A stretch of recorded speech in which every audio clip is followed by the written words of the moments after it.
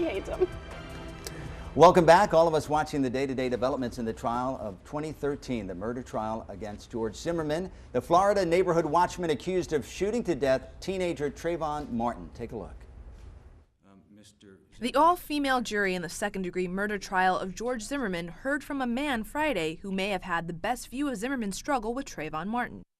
Zimmerman's neighbor Jonathan Good testified that it appeared that Martin was straddling Zimmerman and that the person on the bottom was yelling for help. Good says he was in process of calling 911 from inside his townhome when he heard a gunshot.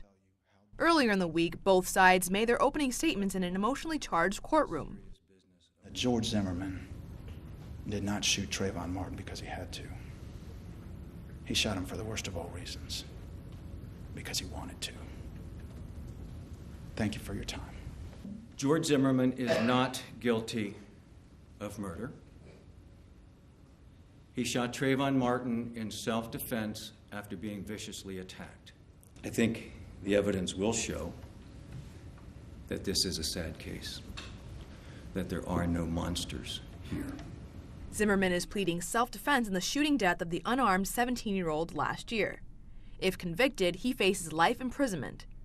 Meantime, Martin's parents say they hope justice will be served in their son's death. We as a family look and cherish and hold on to the memories that Trayvon left us with. As we enter the courtroom today and seeking justice for our son, we hold on to his smile, which strengthens us. The police initially failed to arrest Zimmerman, which set off civil rights rallies across the U.S. It also threw a spotlight on gun use and Florida's controversial self-defense laws. Now joining us to review the first week of developments in this explosive trial, we welcome back Republican strategist Dee Dee Benkie. Media expert Jackie Guzda has returned as well. Thank you for giving us another segment. We appreciate that. And we're also joined now by Professor Michael McKoy. He's from Rutgers University. He's a professor of political science. Welcome, all of you. Glad to be here. All right, let's talk about this case. Again, let me start from the beginning. The opening arguments here were quite unique. We had one attorney cursing, which I don't think is a good idea to start an opening argument, and the other one telling a knock-knock joke. So right off the bat, you have what we would call a bizarre opening to this trial. Day one, this happened. What was your take on that? Well, that is a technique for public speaking, is either to tell a joke or to shock the audience. But it's a murder trial. It's not like it's a misdemeanor. This is a murder trial. Isn't it? But they know that they're on television all over the world. So you think they're playing toward the TV and the media? I think and not so, just, yes. But the jury's going to decide. It's not going to be the media. It's going to be the jury. Yeah, but there'll be other big cases to come up, and they can represent those people.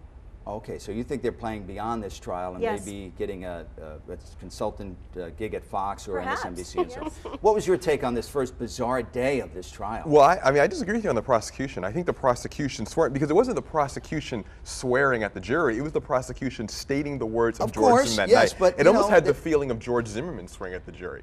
So I feel like that was actually powerful for the prosecution. But I think for the defense, I mean, I think the best thing we can say for the defense, it was all, it was much better from there. It was, because that was...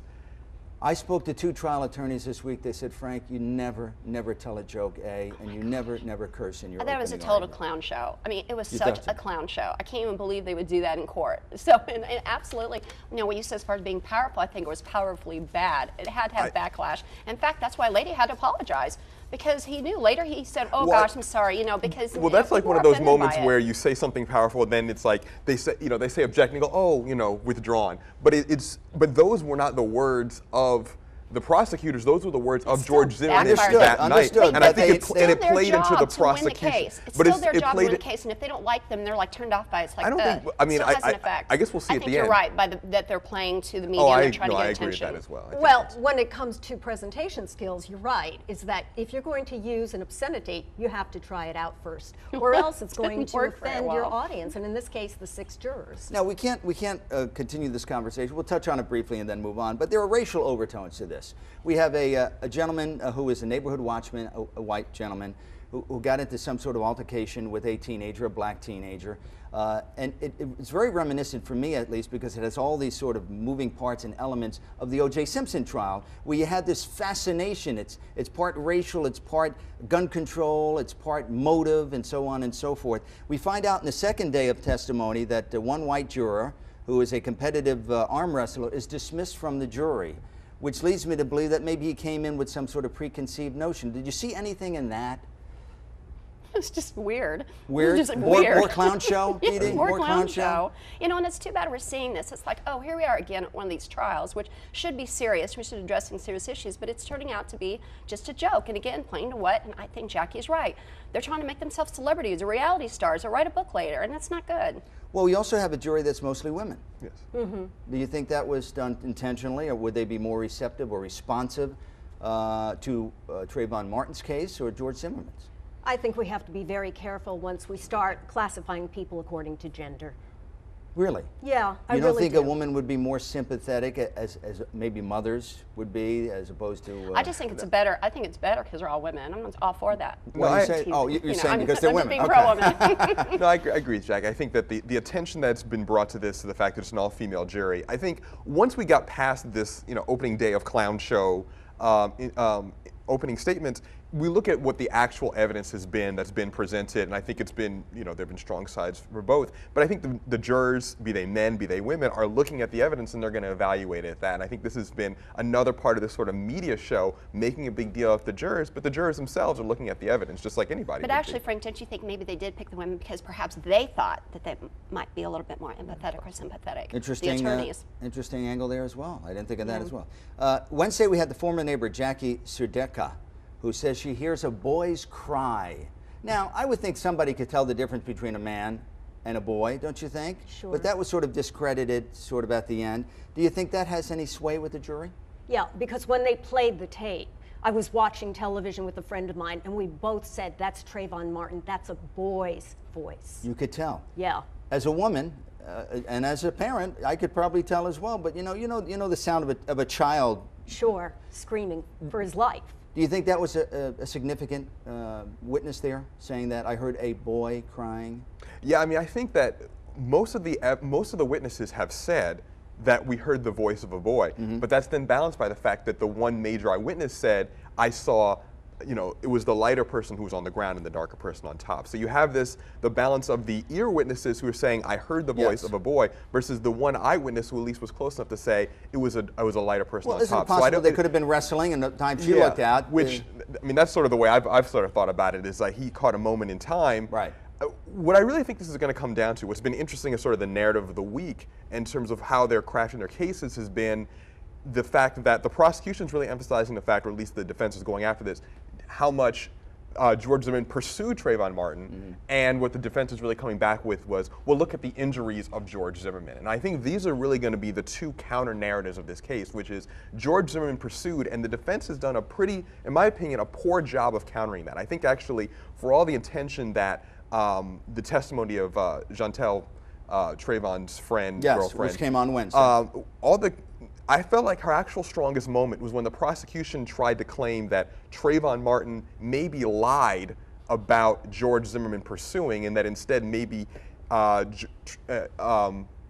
told his girlfriend that, well, George Zimmerman is pursuing me, but actually I'm pursuing him. And she just responded, well, that's, and she's an unfortunate word. She said, that's retarded. Would you agree that that was a weak witness? I actually thought that was a strong moment, though, because when she said, that's retarded that he would lie to me about chasing someone else, even though I didn't prefer the word she used, she had a really good point. Like, why would Trayvon, on the phone with her, say, it's almost like Trayvon knew this was all going to go down in the trial later on, so he knew to lie to her she's already a liar, about though. pursuing. She's already a proven liar. I mean, but she, remember? I mean, she's supposed to be in a hospital or something, whatever. She lied about she didn't want to go, so she made a lie. If you're going to make a statement like that, what do you mean she was in a hospital? Well, no, she wasn't. Well, what that means is we have evidence she's lied in the past. I'm sure if we went to the past of Richard Good, we've had proof that he's lied about something. The question was she on the phone with him at that time? Were Trayvon and Jantel on the phone? There's no, all the evidence suggests they were. Wait, we've got a 19-year-old girl. She's been questioned by everybody from both sides. She is up on this witness stand. She is on national television. To say that she's lied, I think goes I didn't say that. I way said too she far. did lie before, Jackie. She lied about not being able to go because she was in a And she hospital. gave her, no, she wasn't lying. She said, well, I said those things because I was saving his But it was a mother's lie. feelings. No, my point is she was not the most credible witness you're going to have, because already in association with this trial, she's already told a lie. I sense she was nervous. You mentioned Yeah, national she's a television. kid. Everybody's watching this case.